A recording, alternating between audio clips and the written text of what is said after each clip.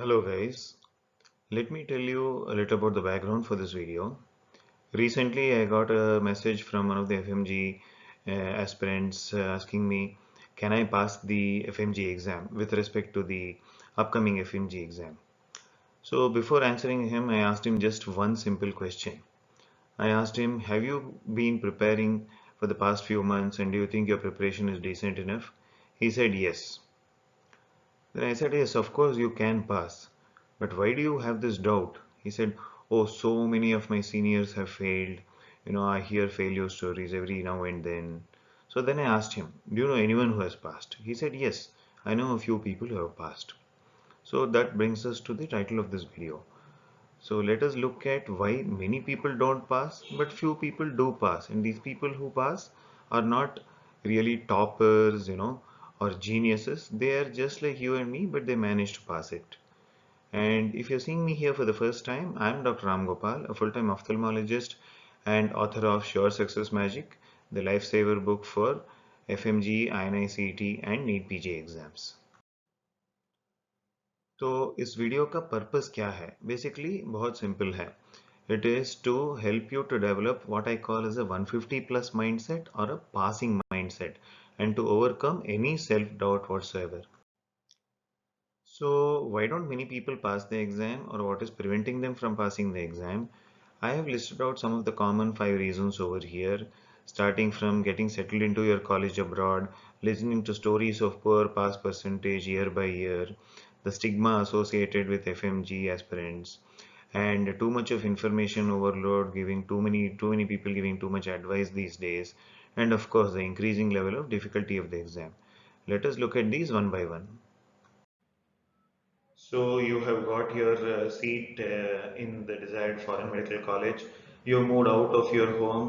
For most of you, to the first time you're getting out of home into a hostel, you're bound to miss your house, miss your parents, miss your family for quite some time, months together maybe. Obviously, you will be homesick. You have to take care of all your daily activities, your food, your laundry, cooking, grocery shopping, everything you have to do on your own. Then, most importantly, getting adjusted to a foreign country where language is a major barrier in most of these countries which have foreign medical colleges. The culture is different, the weather obviously is different in many places. To get used to the food, food forms a basic necessity of your life, and you have to get used to people also. So what I mean is this first year of MBBS is the formative year, or that is where your foundation is built. That is where you get the hang of what MBBS is all about. It is not about physics, chemistry or biology at all, which most of you would have realized by now. This is where I feel your Indian medical counterparts are at an advantage. They are in familiar surroundings, so they get the hang of MBBS at what the MBBS course is all about at this time. Why is this important? Let me tell you. So you kind of get settled down and you have got the hang of the course by the end of first year, by which time you start hearing the true stories or horror stories of chronic history of poor pass percentage in FMG. I mean, this is not wrong at all. If you see the National Board website, it is there for the past 10 years. Each year's pass percentage is there. It is always hovering around 20 to 25%. Let us look at the recent FMGA exam. Out of 35,000 plus who appeared, about 20% passed, that is 7,000 plus passed. One point to note is that about between 145 to 159 marks, there were about 2,000. So if you add these, if they had got those 5 or 6 marks more, the pass percentage would have gone up to 25%.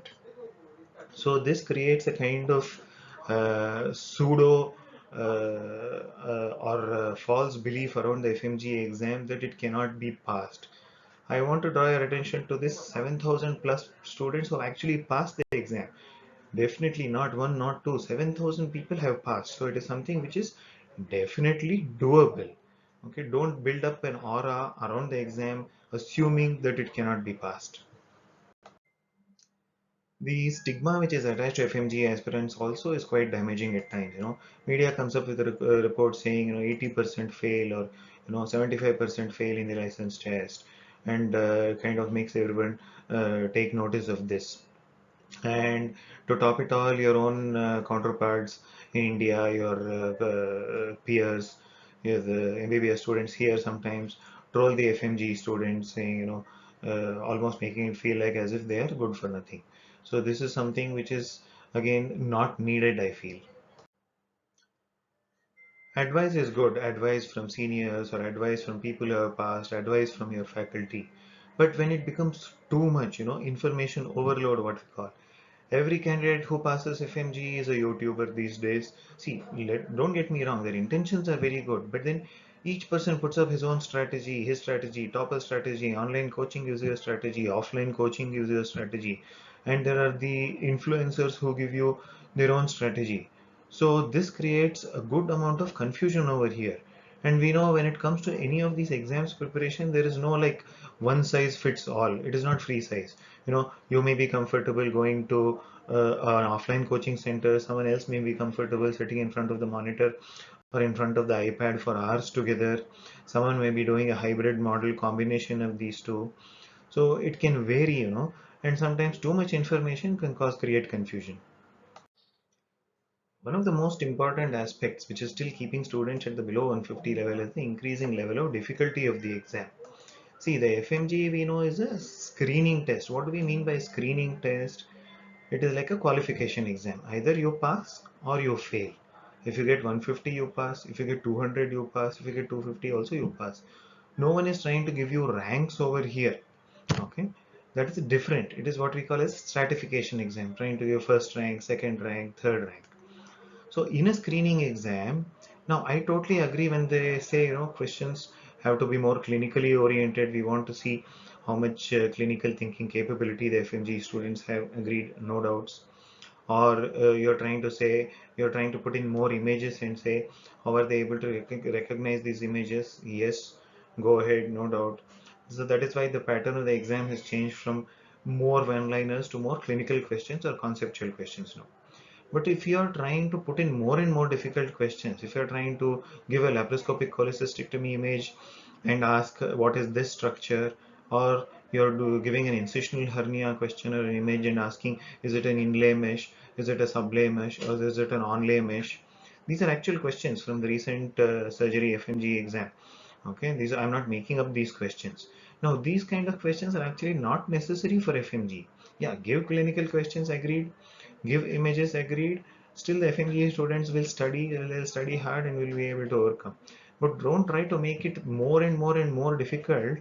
You're not trying to give first rank, second rank, third rank, and trying to filter out the toppers from the rest over here. Now, this is something which I hope they realize. पिछले 8 minute से मैं एक के ऊपर एक FMG के negative aspects बता रहा हूँ.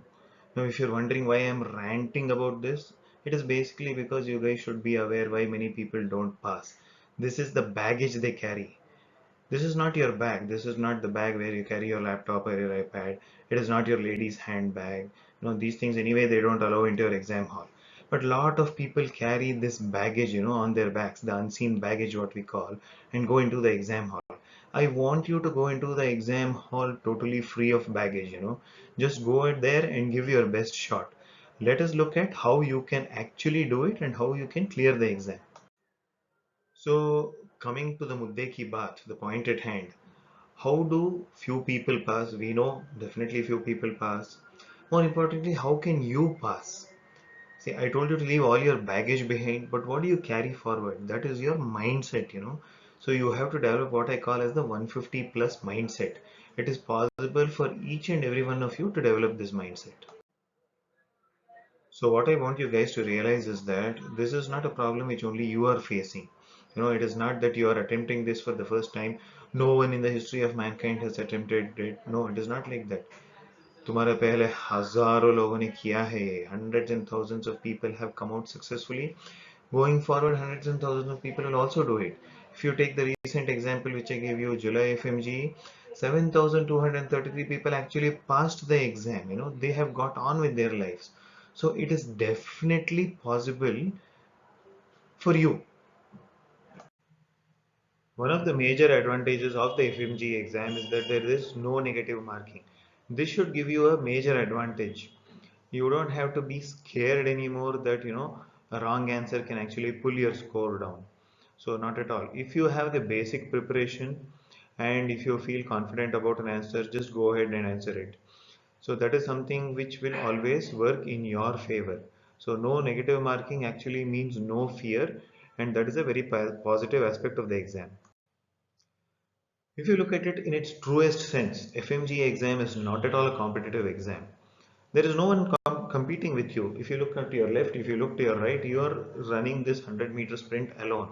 You just have to reach the 150 mark, and that's it, done. You don't have to worry about if someone is getting 160. You don't have to worry if someone is getting 180. You don't have to worry if someone is a topper who's getting 250 in the exam.